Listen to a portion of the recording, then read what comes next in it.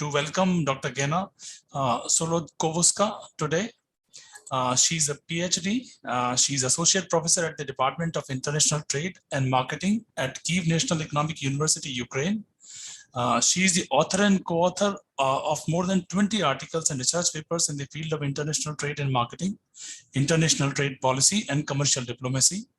She has participated in numerous programs on international cooperation with universities at international organizations from Canada, USA, European Union, etc.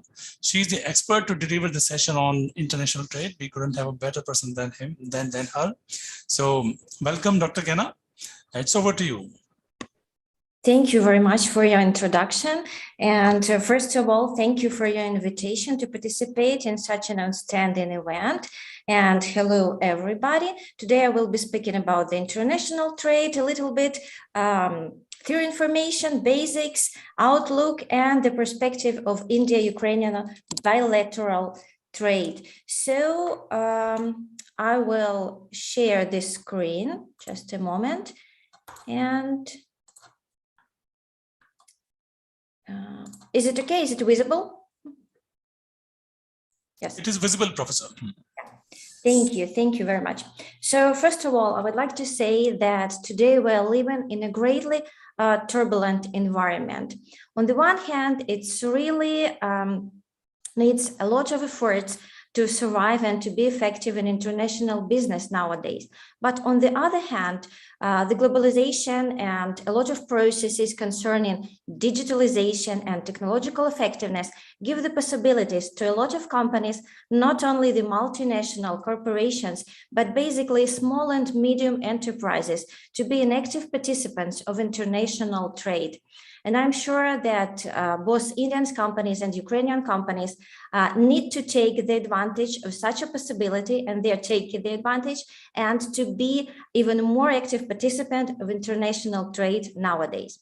So today we're going to speak, my lecture consists of three small parts. The first one is the basic of international trade. After that, we will speak about the trends in international trade, the global outlook of the year 2021 that is ending now, and the perspectives for the year 2022, and some words about trends and perspective about Indian-Ukrainian bilateral trade and our economic relations in the sphere of international trade, and somehow in economic diplomacy also.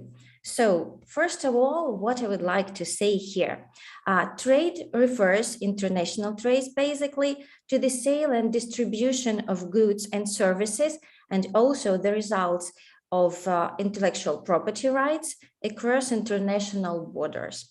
There are many ways to do this: barters, gifts, foreign assistance, but basically there are usually some commercial elements in the transaction of this trade.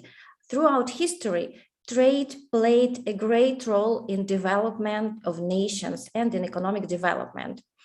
And we can say that it brought a lot of people and a lot of nations together. This contact among people is motivated by fundamental human desire to trade for something that is scarce in one country and is in a great abundance in another country.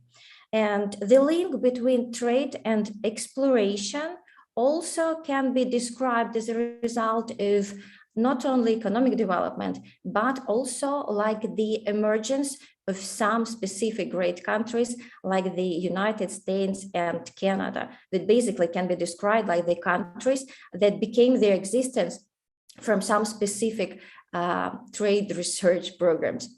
So intellectual trade is exchange of goods, services, and intellectual property rights across international border between nations. When countries engage in international trade, they import and export goods and services with one another. So for the last decade, we can witness that international trade has grown rapidly. The pace of growth of international trade is really outpassing the path of growth of gross domestic product worldwide. So excluding, of course, the year of 2020, when we can face the great decline in the numbers, in volume and in value terms. So why had the international trade increased so dramatically and so rapidly through the decades? First of all, the main reasons go to the technological advancements and the growth of different trade agreements between nations and even between countries from different regions and different continents. So technological innovation in transportation and in communication also, they have made it easier to move goods and also to move information, to deliver the different marketing activities throughout the borders. On the other hand, the trade agreements, they have encouraged different countries to trade with one another by easing or eliminating different trade barriers. So what are the basic benefits of international trade? Of course, you can add any information concerning it because we can name a lot of benefits when we are engaged in international trade activities. The benefits can come equally for governments, for countries, for consumers in domestic countries and in foreign markets, and of course for businesses who are engaged in this activity. So first of all, companies gain access to more markets and can increase their profits there. Increased competition leads to better quality and sometimes help to lower cost of goods for end consumers. There is a greater variety of goods and services that are available to consumers all over the world. So now it's a possibility for every person in the world to buy anything from any other country if it's not prohibited to export. And a better use of country's resources and labor happens. That's why all these action and factors, they go to the one main conclusion: expansion of economies and a higher standard of living occurs. But on the other hand, we can see that international trade also goes like a two-way street, no one-way street. Yes, that's why if on one hand we have the benefits of international trade, sometimes we have the opposite effects. So we have some negative effects of international trade that makes the major concerns for the governments and for the companies when they're engaged in these activities. So first of all, when we think about more free trade, yes, about opening our borders, about eliminating different tariff and non-tariff barriers for moving goods, services, and intellectual property rights, the country can be afraid of such consequences, first of all. The first one is displacement of workers, which can occur when workers in a home country lose their jobs because the goods or services they were producing can now be made in a foreign country, and there they can be made more cheaper or the better quality, and that's why the company in the home market, it can lose the competition, the business will be closed, and the workers will lose their job. Also, nowadays, we have the great importance for some environmental questions. So environmental damage may occur because companies are going to be attracted to open factories where environmental laws are relaxed. And we can unfortunately face and witness these consequences in a lot of developing countries throughout the late 50 years, where the ecological situation and the environmental situation, it really decreased badly due to this movement of production very often and due to the not high standard in environmental protection. And also we can witness the consequences of a negative trade balance, which occurs when a country imports more than exports. In this case, we can face the great government debts, and it also not very good for our economy. So that's why when we look and see that we have the benefits and we have some negative aspects of international trade, the government should decide what is better for them, in which see in which direction they should form their international foreign trade policy. And very often the governments of modern countries, they tend to use the different protectionism instruments. So if we speak about trade protectionism, basically, it's the situation when a government tries to restrict the importation of some goods by creating trade policies or trade barriers. And also, we can say that nations utilize different legal barriers, exchange barriers, and very often even psychological barriers to restrain the entry of unwanted goods to their country. Businesses also work together to establish some private market barriers, and while the market structure itself very often can be a trade barrier to enter some country. As an example, we can think about the United States and other developed countries that are very often accusing China of keeping the value of their currency artificially low in order to boost their exports. Also, the great example of the market structure or some private trade barriers in the country can be named the Japan system of distribution, which goes in the country, and it's really very difficult for a foreign company, even multinational, to enter this market because they have no opportunity to cope with this distribution system. It's really problematic for them. So that's why we think that country can be active in trade protectionism. So nevertheless, that today we're speaking that the world, the global trade is moving forward the free trade. Yes, we have a lot of free trade agreements, regional trade agreements.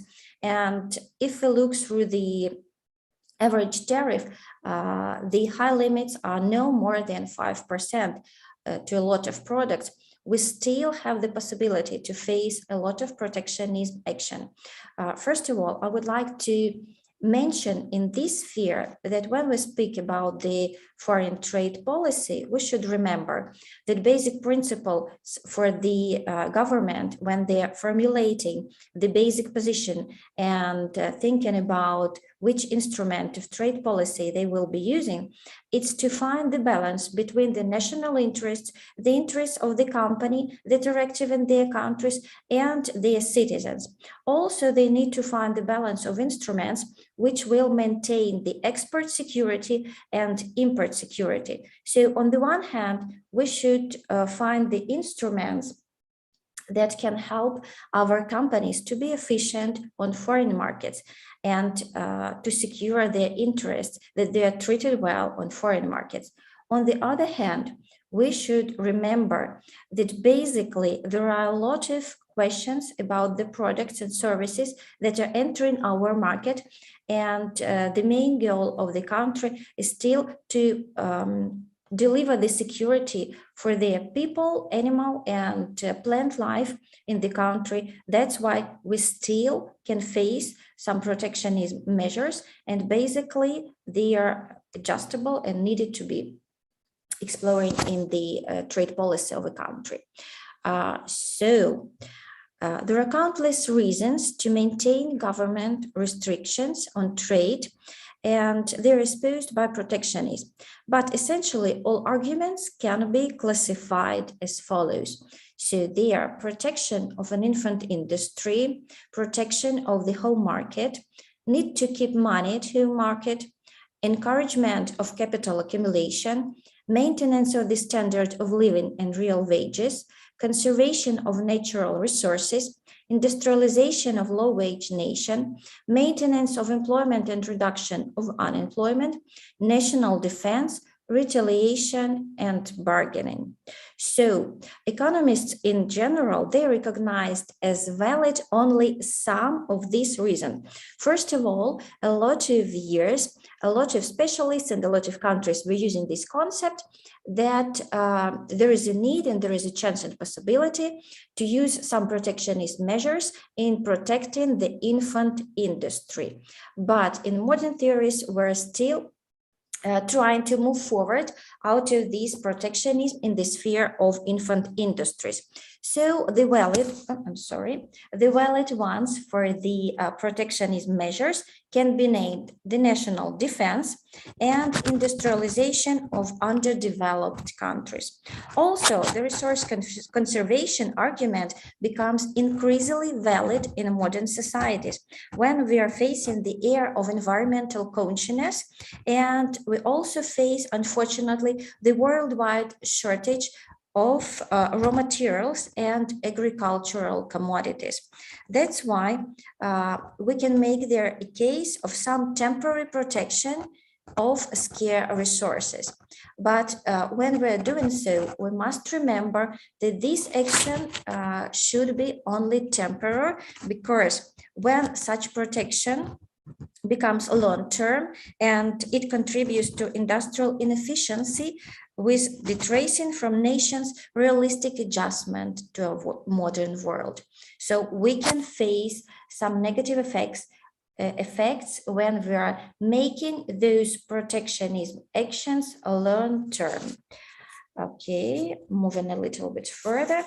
So all trade restrictions can be divided into two big groups.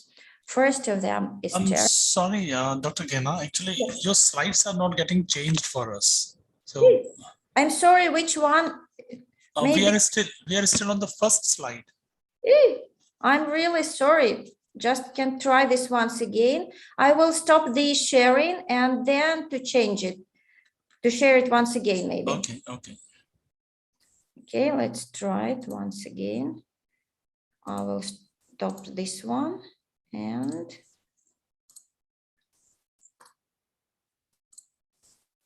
okay, now you can see it. Yes, it's visible. Yes, we can see it.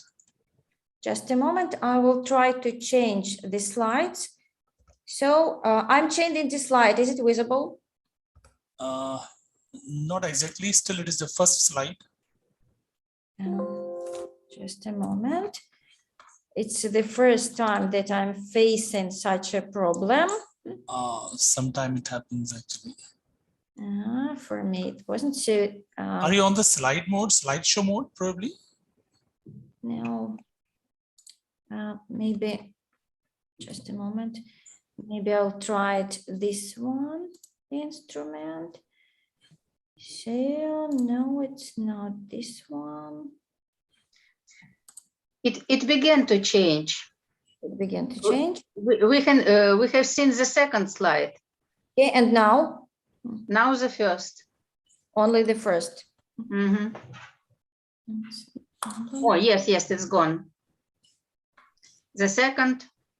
The second, but you are seeing not the presentation working. It's like the because you have clicked on the second slide. That is the reason, probably. It's okay, Professor. Probably you can navigate it from here only, but then you have to click every time the new slide.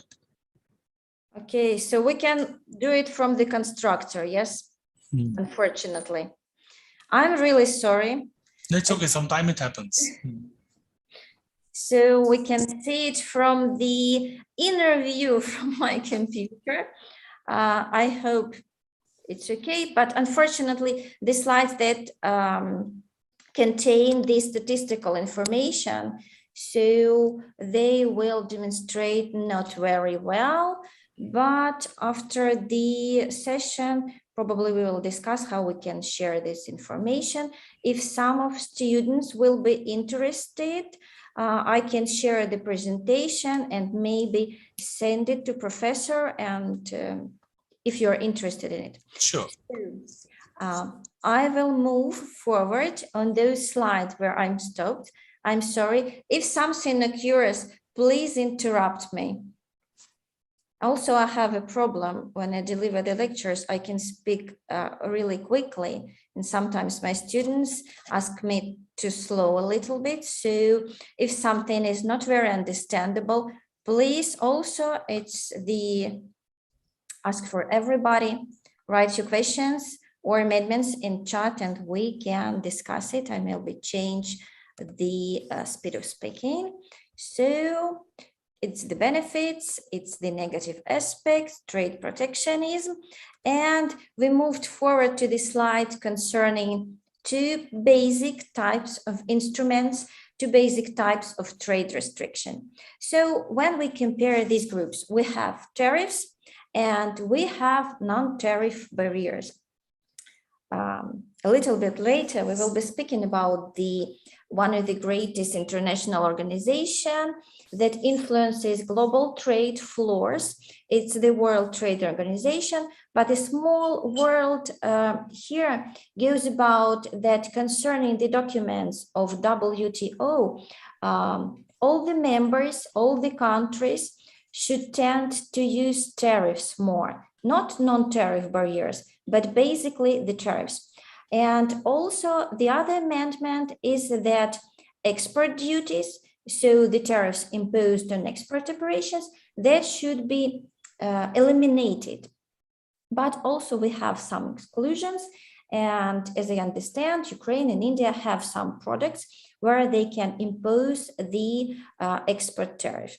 So if we speak about the tariff, it is a tax imposed by government on goods entering the borders of the country. So there are a lot of typization of tariffs. We won't discuss it here because it's a long topic concerning the maybe mostly academic courses, but the basic definitions here, which are really important to know for businesses, is the methods of calculation of import duties. So if we look at the import tariffs, we have three basic types of calculation that can be witnessed in different documents concerning the tariffs in all the countries. So duties can be ad valorem, specific duties, and compound duties. So if we speak the ad valorem duties, they're based on percentage of the determined value of important goods. Specific duties are stipulated amount per unit weight or some other measures of quantity. And the compound duty is basically the mix of both above. So they can be the ad valorem and specific taxes on some particular item. For example, a tax per pound plus a percentage of value.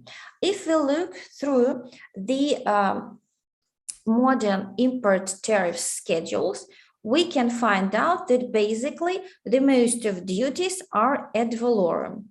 The specific duties also can be witnessed, and the smallest amount, which goes, the smallest part, goes to the compound duty.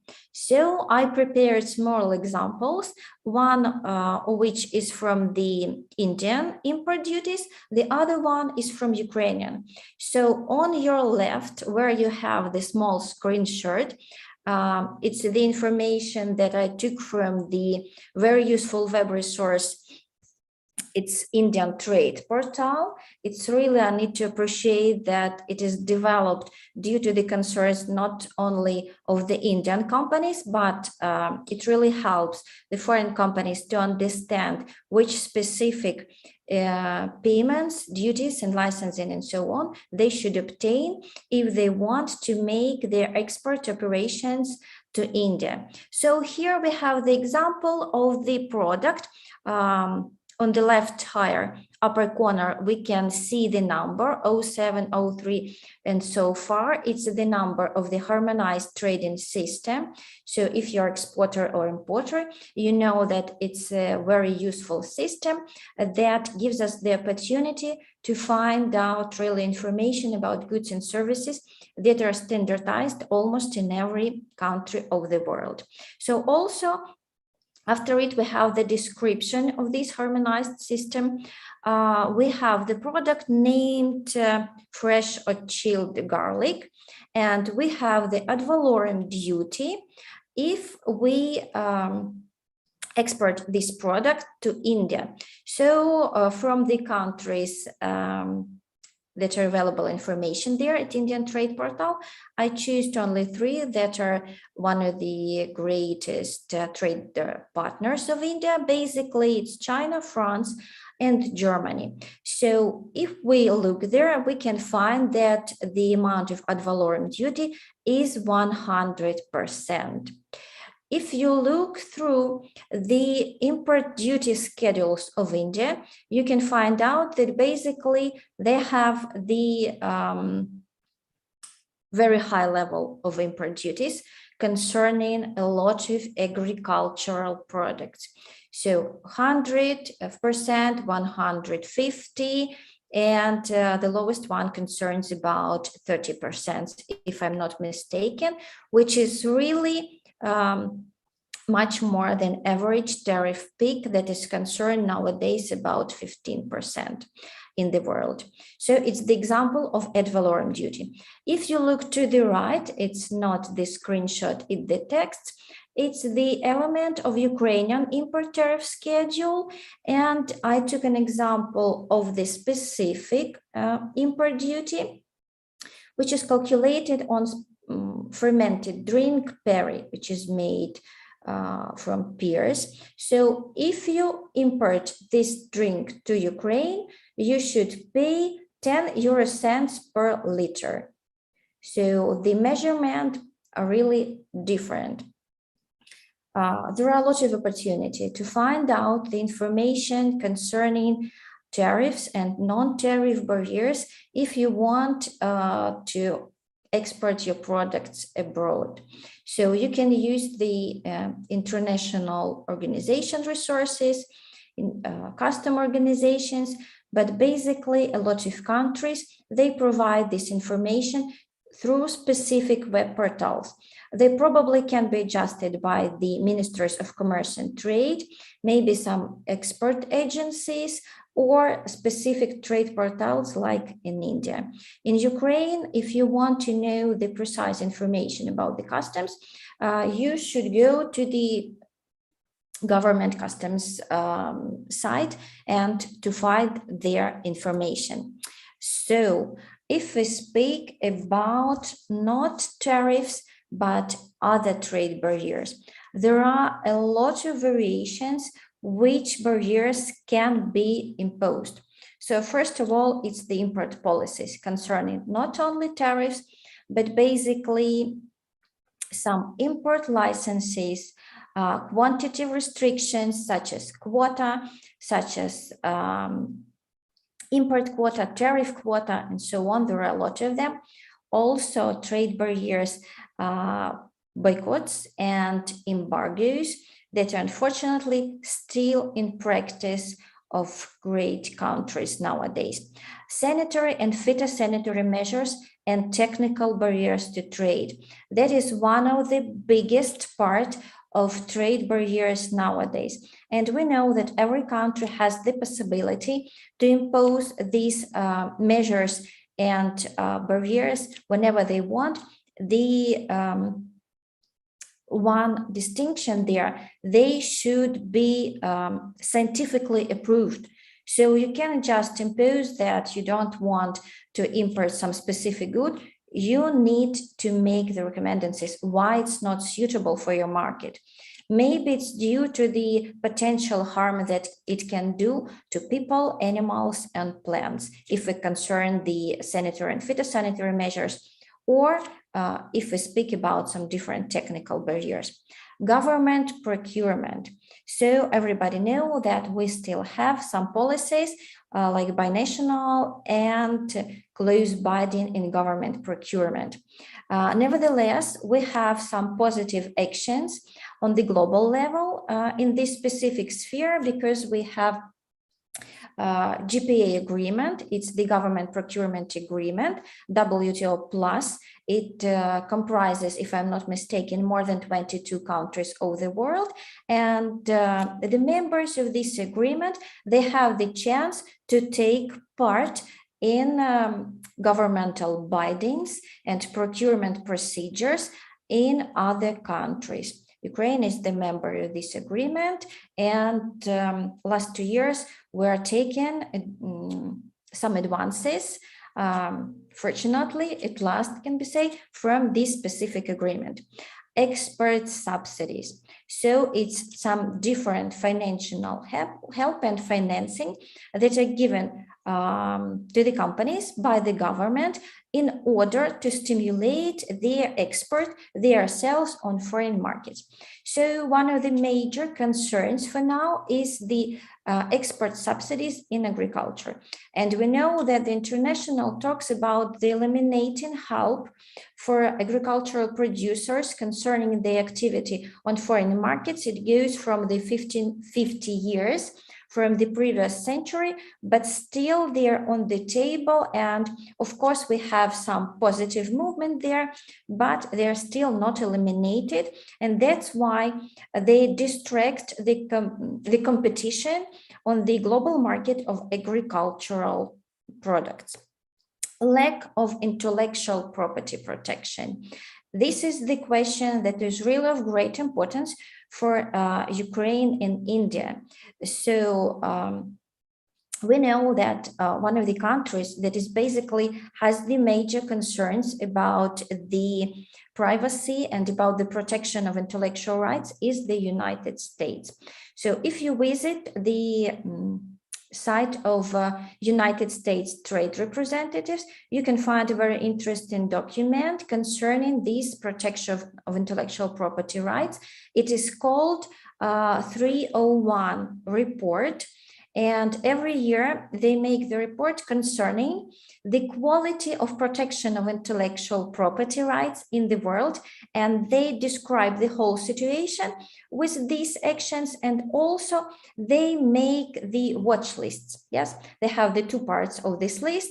And they name the countries where they have the major concerns about these types of protection. And unfortunately, Ukraine and India are the in this top list, priority watch list. They have the concerns about how we can protect our intellectual property rights of foreign companies. But in the latest edition of this report, 2021, we can say that they greatly praise the activity of Indian government, of Ukrainian government, concerning especially the protection of web piracy. So our actions concerning the elimination of web privacy is of great appreciation in all over the world. So still we need to fight the counterfeiting trade in our countries and to provide better protection in some specific spheres.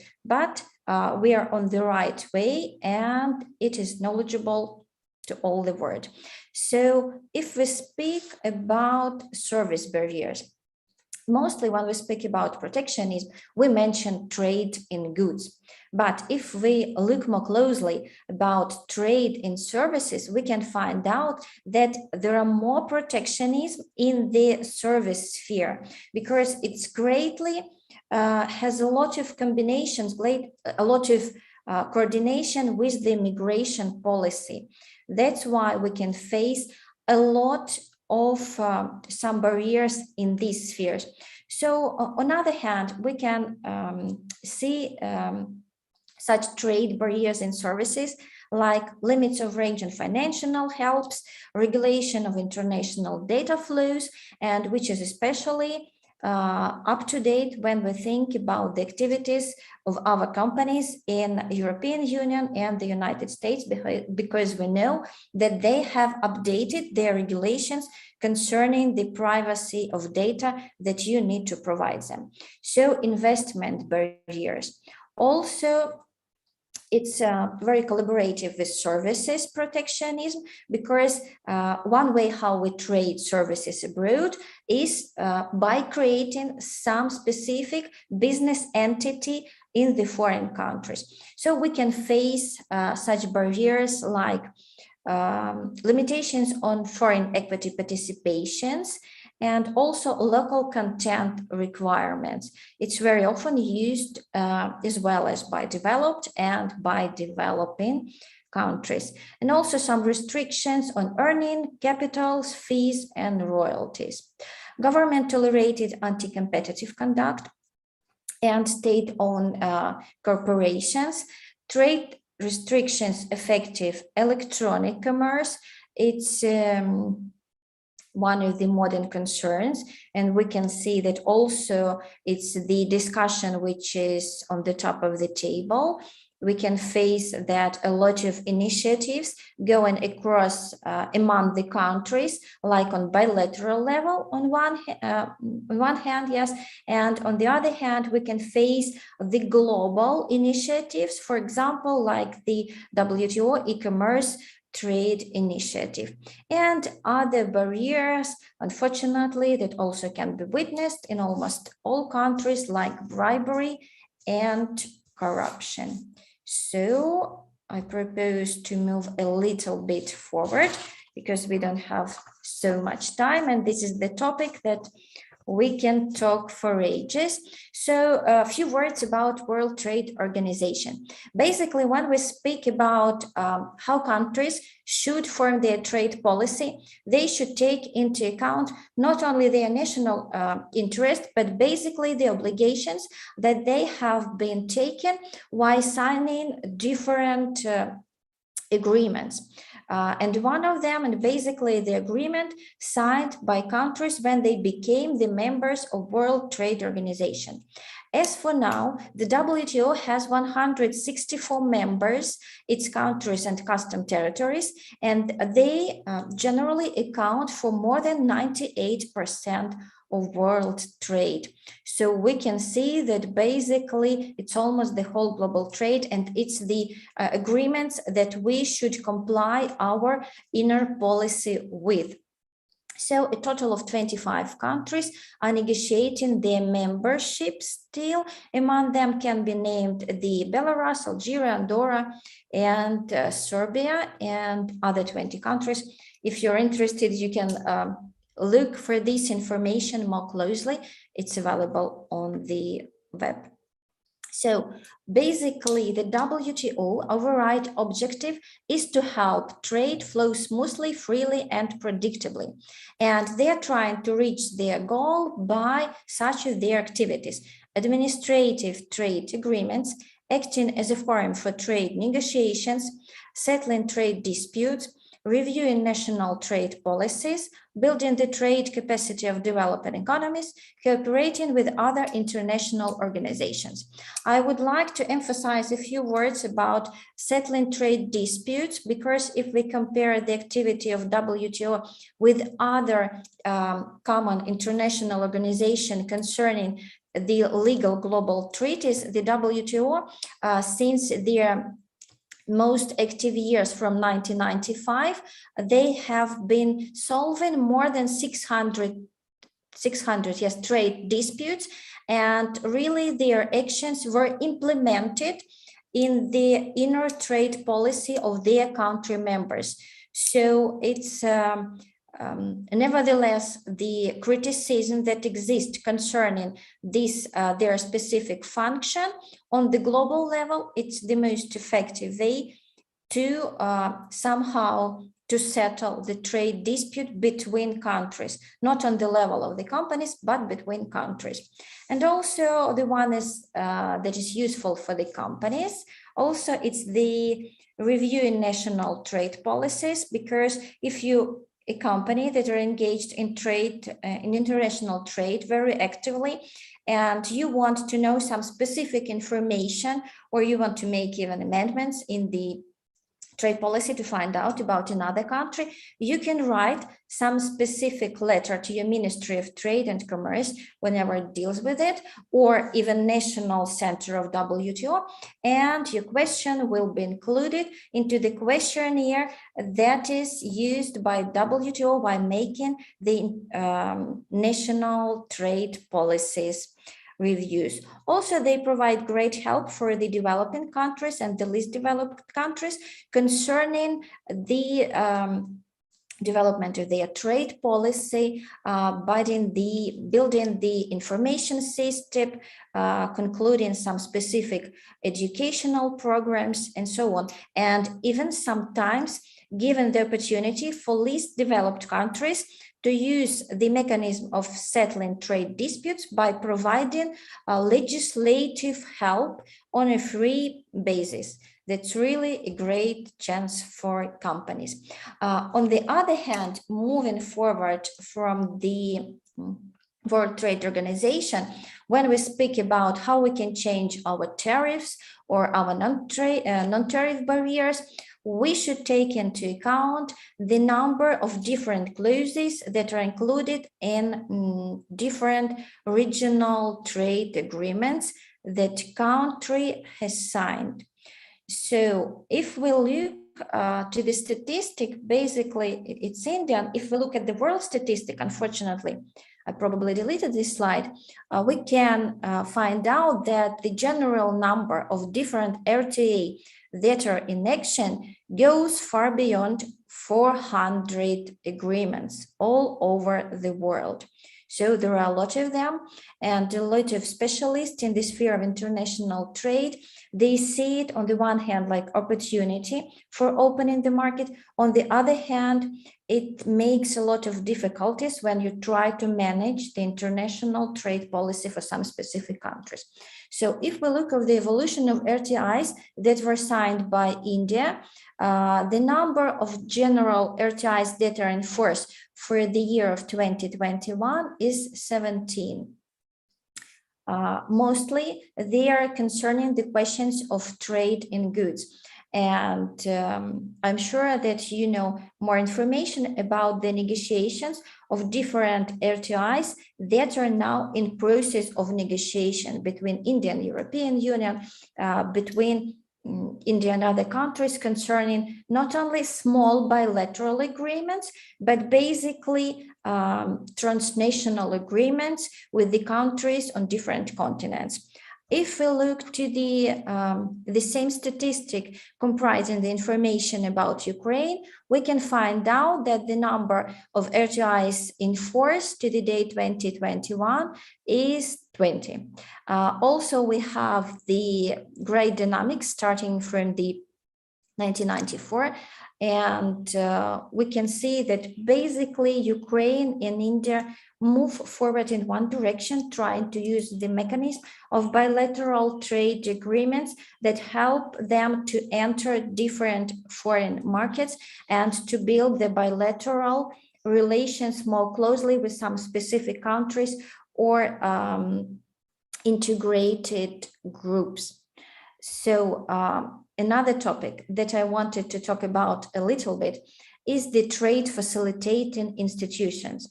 So if we look through, in all the countries, nevertheless developed or developing, we have the number of institutions. Some of them can be governmental, some of them can be non-governmental organizations that help the companies, especially small and medium enterprises, to be involved in these international trade activities. So basically, if we speak about governmental agencies, they are export credit agencies, export-import banks, and export promotion offices. So first of all, from the financial part of the activity goes the Exim banks. But for now, we have the great opportunity not only to take the credits, but also to receive the guarantees for our customers, not only for our activities, with the help of export credit agencies, because their major function is for today is to insurance protection to exporters against payment risks. And that is really great for the companies that are trying for the first time the activity on foreign markets. If we speak for Ukraine, we have very young institution, export credit agency. It's almost already a year while it is functioning on our market, and they are trying to develop their activities more widely. For now, they have granted more than if I'm not mistaken, more than 20 million guarantees in dollars for the companies in Ukraine, trying to ensure the export operations. Now they have started the programs of collaboration with private banks. And if we speak about India, so in India we have the organization called, it's like abbreviation, ECGC Ltd. Formerly it was named Export Credit Guarantee Corporation of India. And it really has the big history starting, if I'm not mistaken, from 1956 or 57. So we can say that greatly the export operations are of great importance for Indian government, and they use all the instruments to support their companies on foreign markets. So if we speak about export promotion offices, or in case with India, we have the Export Promotional Councils and Federation of India Export Organizations, because you have a lot of content concerning different products, for example, jams, agriculture, and so on. There are really a lot of them, export councils. Basically, they differ from export credit agencies and Exim banks in the way that they do not provide the financial help. Most of their help is concerning about the promotional activity, providing the information for exporters about the foreign markets, providing the help with building the business plans concerning the export activities.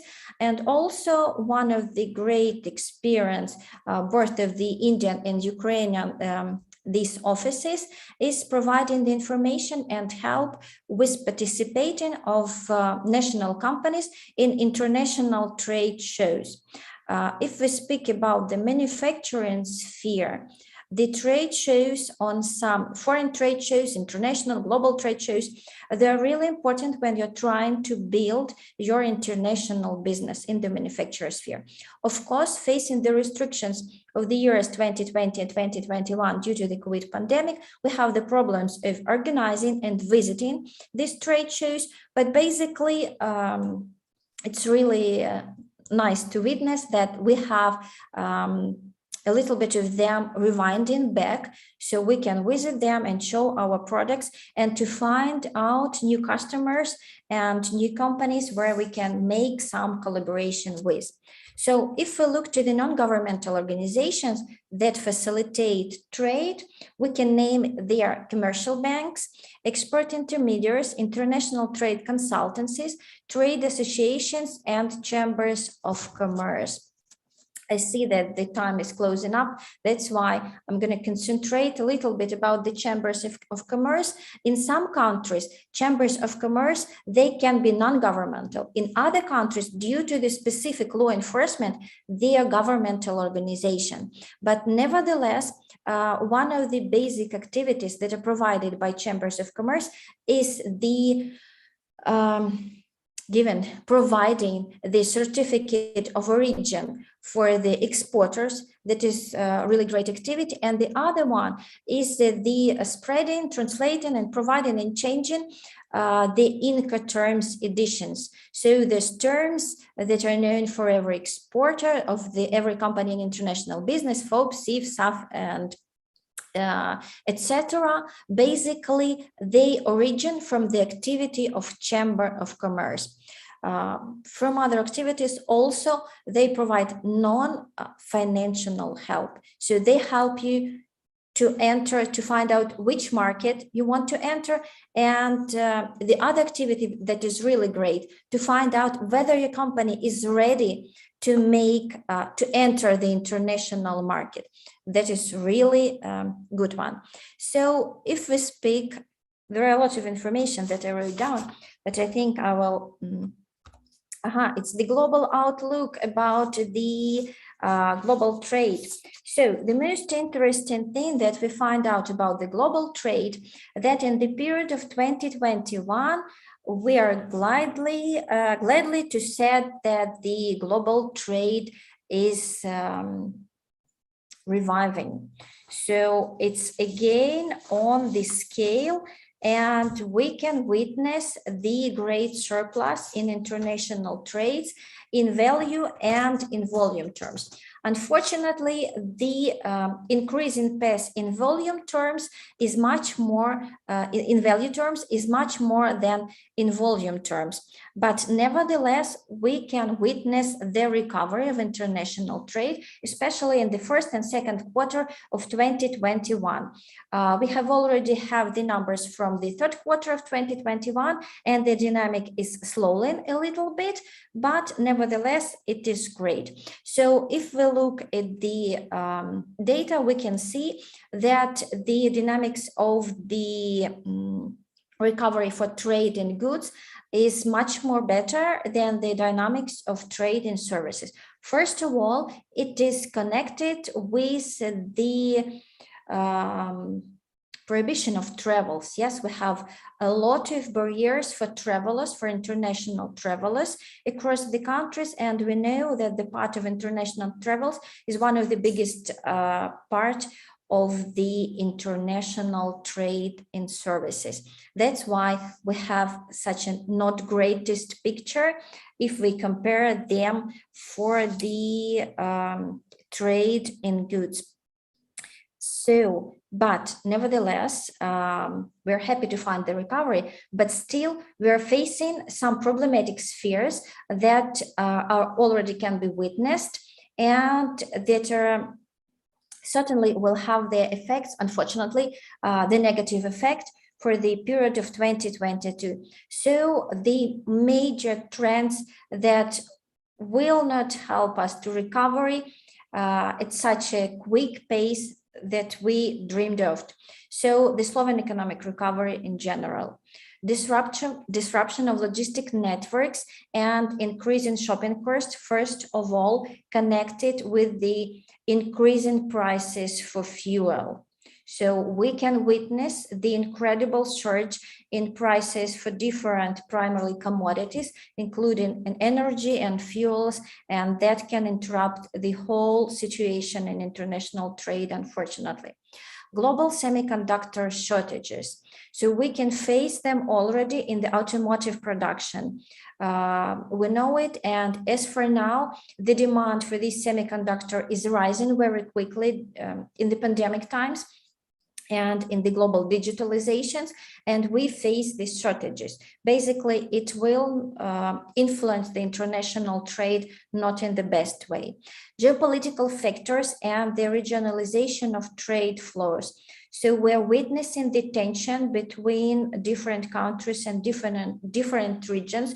Of course, first images that are already in our minds goes about the United States and China, and also the European Union and their concerns. But when we look closer at different regional agreements, we can see that there also we can face some specific tensions concerning another factor, government and policies affecting international trade.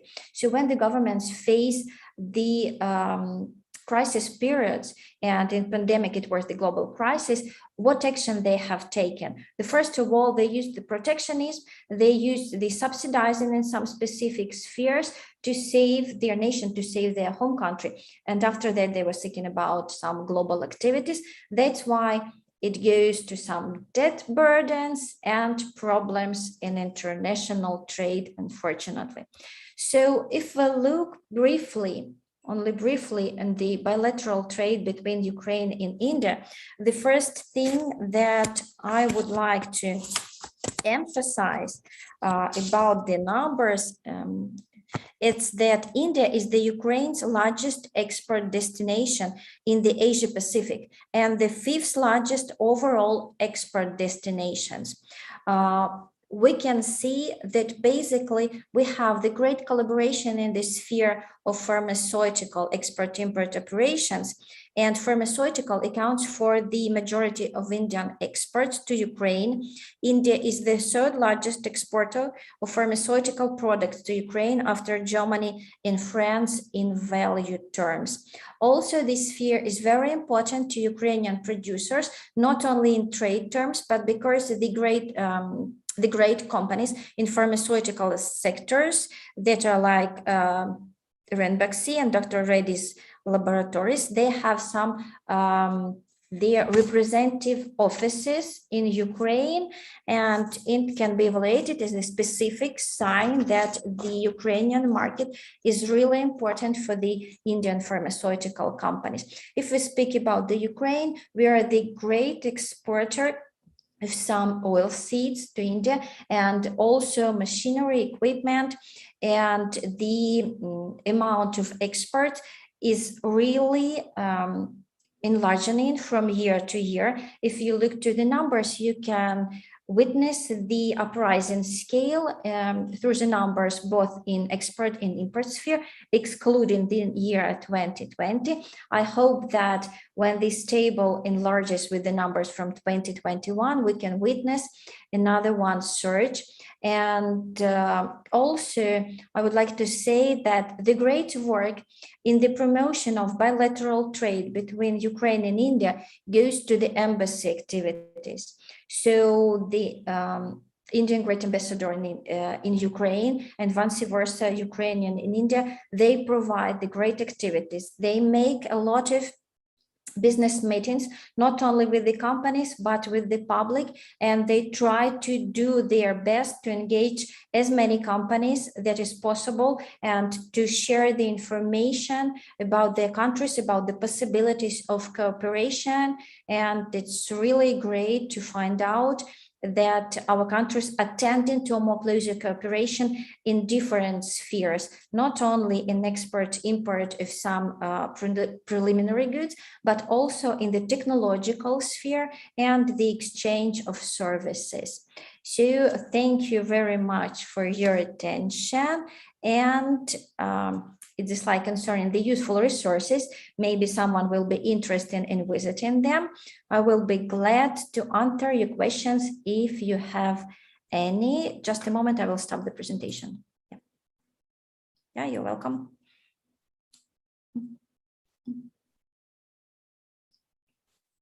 Students, please ask the question if you have any.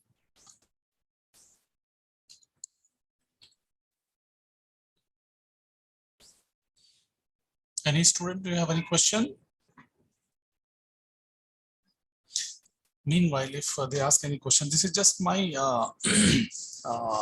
just query, just a little this thing, Dr. Gena, what you would like to suggest to our students? Say, for example, some of them might be having an idea to export or maybe get into the export or import business. So how would you like to suggest them if they are not into the big businesses like oil, like gas, or maybe something like that? So what you would like to suggest them, except pharmaceutical? You quoted during your presentation that many companies from India, they are into the pharmaceutical export from India to Ukraine. Are there other products you would like to suggest to them? So if they can think of? So if we speak about the small and medium enterprises, yes, well, on the one hand, it's the first part of the question. So as for now, we have the great opportunities to be involved in different trade shows concerning the help of export promotion offices. The first one, if you don't have a lot of money to enter the foreign market, because we know that the basic question is the lack of expertise, experience, and money. So these special agencies will help you to gain knowledge on one hand, and on the other hand, to represent your goods and services in trade shows in some national stands, so-called national stands. I know that in Ukraine and India, they used so. So you pay the less sum and you're cooperating with other companies in your sphere to represent your products. It's the one opportunity. So if we speak about the pharmaceuticals companies, for them, it's the another mechanism of activities, because the export of such products is really regulated by some specific law in the countries, and you should take into account these specific limitations, because it's really the long way to take the product from one country and pharmaceutical sphere and then to sell it in another one. So in this case, you have two ways. The first way is really to organize the export operation, to go through all the steps of licensing, and also to test trials in the country. Another way, it's the cooperation when you organize the production in foreign country throughout some specific licensing mechanism and protection of intellectual property rights. Are you Okay. Okay, okay, that's excellent. Yeah, There's one student. Please go ahead. Please go ahead. yeah, I have the question in a chat, just a moment. Mm. If a person wants to start a business in Ukraine, then it would be good or not? Is it easy or not? So first of all, it depends on the comparison. When we think about something that it is good or not, we can say it from very subjective way. Yes, the first of all, and to the comparison, is it easier or not to start a business in Ukraine? So for those of you who are interested, I recommend to look through the different indices that compare the countries where you can open the business, what should you do, the level of bureaucracy, the days needed to open the business in that or another country. Basically, if we look through these ratings, opening business in Ukraine is good enough. So it doesn't take a lot of time to make it, not a lot of documents. We are moving towards the digitalization. So the policy of Ukraine for now is the government in our smartphones, and we are willing to do so. But basically, if we speak about opening an enterprise in another country concerning the terms of international trade, first of all, we should monitor your specific sphere. For example, if you want to open a business that should be concerning the law firm, you are not prohibited to do so unless you have the partners in Ukraine. So the business entity should be in some specific part Ukrainian. The same concerning the medical services. If we speak about the production, it is manufacturing, so it is a little bit easier than services. Just concerning the way that you want it to open. Unfortunately, we don't have the possibility, like the Baltic countries, to open the enterprise from our homes through internet. But I hope that we will have it in the nearest future. Yes, maybe any other questions? Possibly, I think that he can also take some idea from the harmonized system of classification. I think every government probably that classify a system, isn't it?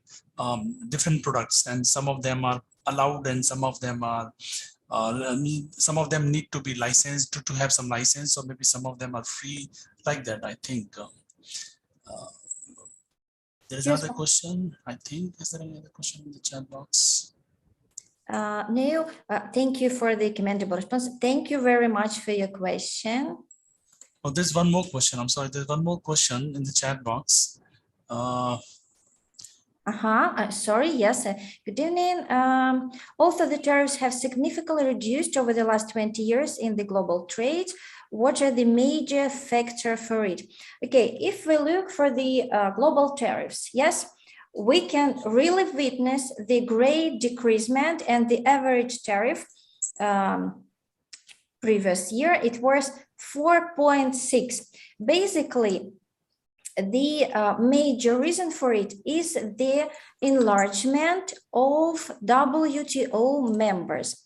Because if we look through the history, the new member, when it's go through the procedure of accession to World Trade Organization, it signs so-called agreement with the tariff schedule, where they fix the maximum levels of their tariffs.